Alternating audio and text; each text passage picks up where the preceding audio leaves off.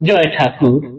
শ্রী শ্রী রামকৃষ্ণ পুঁথি তৃতীয় খণ্ডের অন্তর্গত ডাকাত বাবার কথা এই অধ্যায় থেকে আজ আমরা তৃতীয় দিন পাঠ করছি।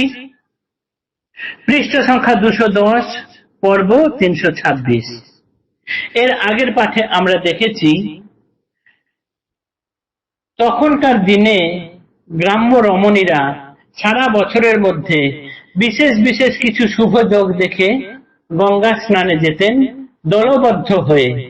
পাড়ার সমস্ত রমণীরা মিলে একজোট হয়ে আগে থেকে স্থির করতেন যে গঙ্গা স্নান করতে যাবেন। মাও তাদেরকে বলে তাদের সঙ্গে যাওয়ার স্থির করেছেন।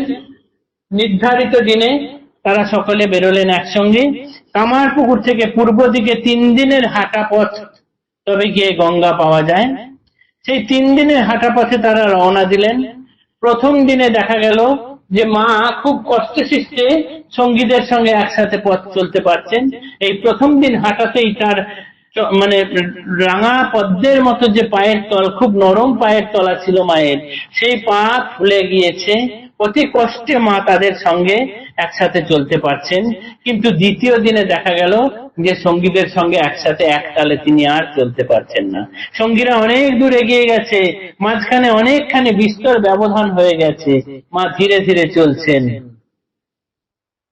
তখনকার দিনে ওই অন্ধকার জায়গা, দিনের বেলায় যেখানে নির্জন স্থানে ডাকাত, ঠেঙুড়ে ইত্যাদি বেরোতো, সেইখানে প্রায় বিকেল হয়ে গিয়েছে। মাঝখানে অনেক গ্যাপ, দূরত্ব হয়ে গিয়েছে। আগে যারা সঙ্গীরা গেছিলেন তাদের সঙ্গে মায়ের কোনো যোগাযোগ নেই, মা একা পড়ে গিয়েছেন। এই রকম অবস্থায় গতকাল আমরা পাঠ শেষ করেছিলাম। তারপরে দেখবো আজকে কি হয়।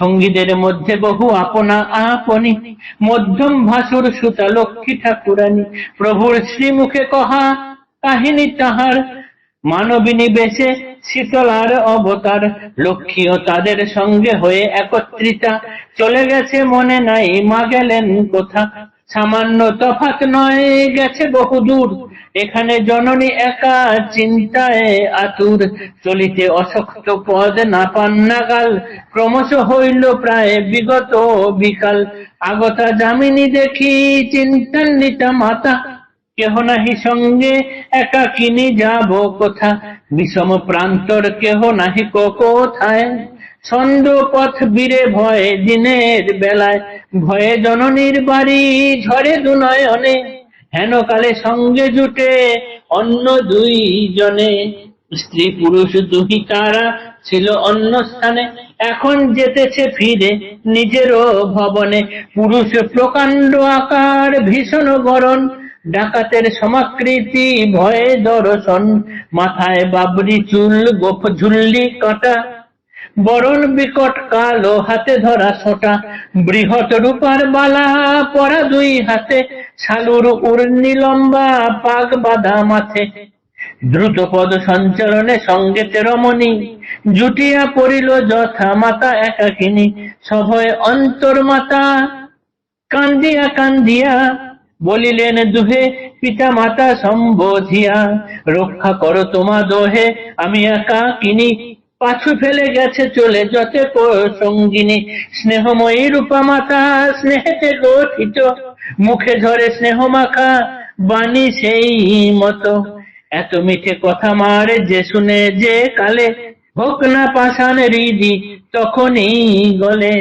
তদুপরি ভয়াতুরা আখি ভরা জল, বদনে বিষাদ মাখা পরানো বিকল, জানি না দেখিয়া স্থির কে থাকিতে পারে, এমন কঠিন কে বা ভুবন ভিতরে। মা যে সঙ্গে যাদের সঙ্গে গিয়েছেন গঙ্গা স্নান করতে, তাদের মধ্যে আপনার জন্য অনেকে ছিলেন। এমনকি মেজ ভাসুরের মেয়ে লক্ষ্মী ঠাকুরানীও ছিলেন, যে লক্ষ্মী ঠাকুরানীকে ঠাকুরের নিজের মুখে বলতে শোনা গেছে যে তিনি শীতলার অবতার। সেই লক্ষ্মী দিদিও অন্যান্য দলের সঙ্গে একত্রিত হয়ে এগিয়ে গেছেন। মায়ের কথা তার মনেও নেই, মা যে পেছনে রয়ে গেছে সে কথা তিনি মনেও রাখেননি। এই রকম ভাবে চলতে চলতে দূরত্ব এত বেড়ে গিয়েছে, আর মায়ের পায়েও এত ব্যথা যে চলশক্তিহীন হয়ে গেছেন মা। বিকেল গড়িয়ে গেল, সন্ধ্যা আগত প্রায়। এই দেখে মা খুব মানে অস্থির হয়ে উঠলেন, চিন্তা করছেন যে এবারে কি হবে। এই জনবিহীন প্রান্তরে দিনের বেলায় ডাকাত দেখা যায়, সন্ধে হতে চললো, এবারে কি হবে। এই ভেবে তিনি মনে মনে কাঁদছেন, চিন্তায় অস্থির হয়ে যাচ্ছেন। এমন সময় তিনি দেখলেন একজন স্ত্রী এবং একজন পুরুষ, এই দুজন হনহন করে সেই দিকে এগিয়ে আসছে। তারা অন্য কোথাও গেছিলেন, সেইখান থেকে দ্রুত পদে এইদিকে এগিয়ে আসছে। মায়ের কাছাকাছি আসতেই মা দেখলেন যে তার সঙ্গে যে রমণী ছিলেন তিনি প্রায় দৌড়ে দৌড়ে এসে মায়ের কাছে এলেন, এবং পুরুষ মানুষ যেটি ছিলেন তিনি দেখতে প্রকাণ্ড, একটা ভীষণ তার শরীরের গড়ন, হাতের উপর বালা, মাথায় ঝাঁকড়া চুল, জুলপি কাটা, পাকানো গোঁফ, দেখলে একদম সাক্ষাৎ ডাকাত বলে মনে হয়। এবং লম্বা তার উড়নি দিয়ে তার মাথায় পাগড়ি বাঁধা, হাতে ধরা আছে মুগুর সদৃশ্য একটি লাঠি। এটি দেখে যেন সাক্ষাৎ যমদূতের মতো এক ডাকাত বলে তাকে মনে হচ্ছে। কিন্তু মা কি করলেন, তাদেরকে দেখে বাবা মা সম্বোধন করলেন, সম্বোধন করে বললেন, রক্ষা করো তোমরা আমাকে মা বাবা, আমি একাকিনী, আমার সঙ্গে যারা নিয়ে এসেছিল আমাকে তারা এগিয়ে গিয়েছে, মা গো আমাকে এবার তোমরা কি করবে করো, আমি একাই পড়ে গেছি, এখন কি করব বুঝে উঠতে পারছি না। একা পড়ে যাওয়ায় ভয়ের চোটে তার আঁখি ভরা জল, এবং তিনি এত স্নেহমাখা কণ্ঠে সেই কথা বললেন যে সেই জননীর হৃদয় গলে গেল। এবং এই কথা শুনলে যে কোনো পাষাণ হৃদয়ে মানুষের হৃদয় যেন গলে যায়। জানি না দেখিয়া স্থির কে থাকিতে পারে, এমন কঠিন কেবা ভুবন ভিতরে। মায়ের এরকম আকুল কথা মা বাবা সম্বোধন করে বলছেন, সেই কথা শুনে কেউ কি চুপ থাকতে পারে? আগামীকাল আমরা দেখব এরপরে ওই দুইজন স্ত্রী এবং পুরুষ যারা প্রকৃত অর্থে ডাকাত, তারা মায়ের সঙ্গে কি করলেন। আজ এই পর্যন্তই থাক। জয় ঠাকুর, নমস্কার।